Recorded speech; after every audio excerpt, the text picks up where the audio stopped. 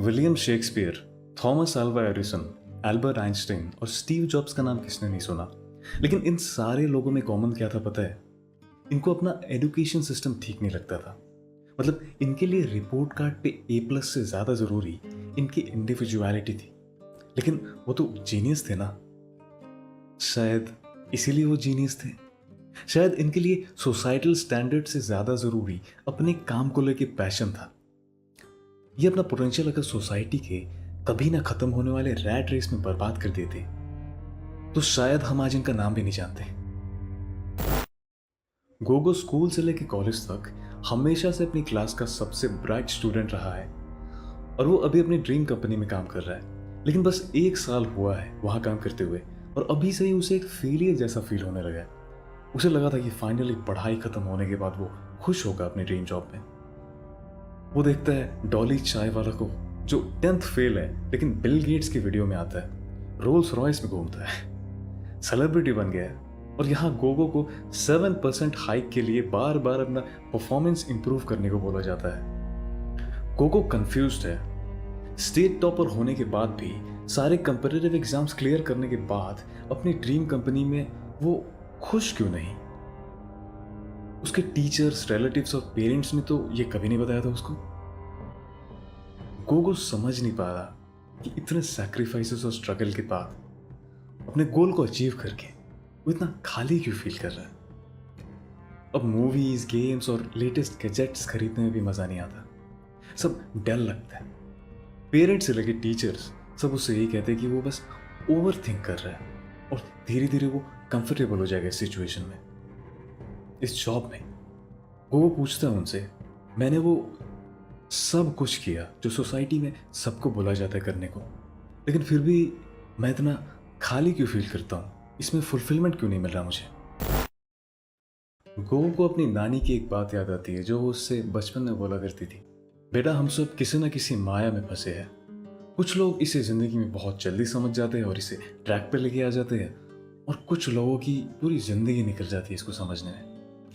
गोगो की नानी को घर से निकाल दिया गया था और वो अकेले रहती थी क्योंकि उनके टाइम पे सोसाइटी ये एक्सेप्ट नहीं कर पाई कि एक औरत कैसे एक गांव में एक पेंटिंग स्कूल चला सकती है। ये माया, ये इल्यूजन है क्या? यही सोचते सोचते गोगो सो जाता है कल के काम के स्ट्रेस के साथ। गोगो की नींद खुलती है अंधेरे में, एक कंट्रोल रूम में। सामने वाली स्क्रीन पे एक हेडिंग होता है, सोसाइटल स्टैंडर्ड्स इंप्लीमेंटेशन प्रोग्राम, जिसका फेज 5 चल रहा होता है, किल एवरी साइन ऑफ इंडिविजुअलिटी। इनका लेटेस्ट प्रोडक्ट है 15 साल का पोपो। पोपो नेशनल टॉपर है जिसने 10th के बोर्ड एग्जाम्स में 99.99% स्कोर किए हैं। पोपो सिर्फ पढ़ाई में ही नहीं, म्यूजिक में भी अच्छा है और उसका सपना है एक पॉप स्टार बनना, दुनिया को अपनी कॉम्पोजिशन सुनाना। पोपो डेली गाने और पोएम्स लिखता है, जैसे क्रिएटिविटी उसके लिए ऑक्सीजन हो। वो फ्री थिंकर है, दुनिया को एक्सप्लोर करना चाहता है। और यही तो प्रॉब्लम है, इस क्रिएटिव पोटेंशियल, इस इंडिविजुअलिटी को खत्म करना बहुत जरूरी है इस प्रोग्राम के काम करने के लिए।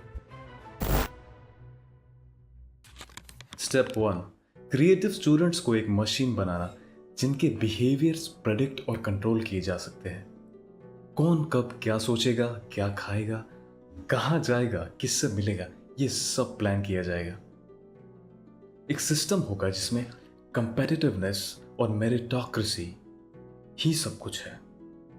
तुम कितने अच्छे से इस सिस्टम से अडेप्ट करते हो, इस पे तुम्हारी वैल्यू डिसाइड होगी। मार्क्स, ग्रेड्स और ट्रॉफी से तुम्हारा सक्सेस मेजर किया जाएगा। जो जितना अच्छा करेगा उतना वैलिडेशन मिलेगा उसे। तुम इससे अलग कुछ करना चाहोगे तो तुम्हें फेलियर बोला जाएगा।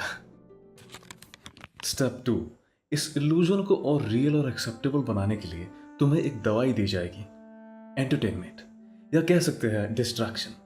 जब तुम्हें फील होगा कि स्कूल में आधे से ज्यादा टाइम पढ़ाई नहीं बस गधा मजदूरी होती है, तब तुम्हें नई मूवीज, गाने और गेम्स दिए जाएंगे। और प्यूबर्टी के बाद तुम्हें एक्सट्रीम फॉर्म्स ऑफ प्लेजर दिए जाएंगे, जैसे कॉर्न और ओनली कैंस। तुम्हें यह फील कराया जाएगा कि तुम्हारे पास भी पावर है, कोई तुम्हें कंट्रोल नहीं कर सकता। और डिप्रेस्ड होने पे मोटिवेशनल वीडियोस है ना। स्टेप 3, फेलियर को एक क्राइम बना देना। फेलियर स्टेपिंग स्टोन, एक लेसन या प्रोग्रेस थोड़ी ना है। जो फेल होता है वो कुछ भी डिजर्व नहीं करता।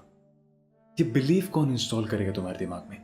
तुम्हारे पेरेंट्स, फ्रेंड्स, टीचर्स, दुकान वाले भैया, सोशल मीडिया।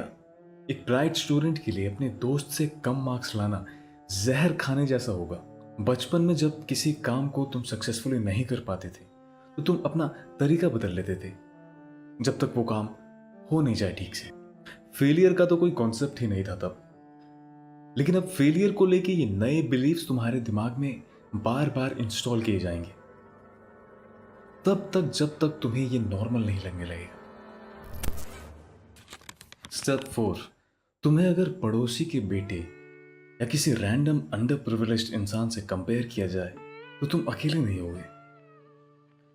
तुम्हारे पेरेंट्स और रिलेटिव्स को सोशल अप्रूवल चाहिए क्योंकि वो भी इसी सिस्टम का हिस्सा है।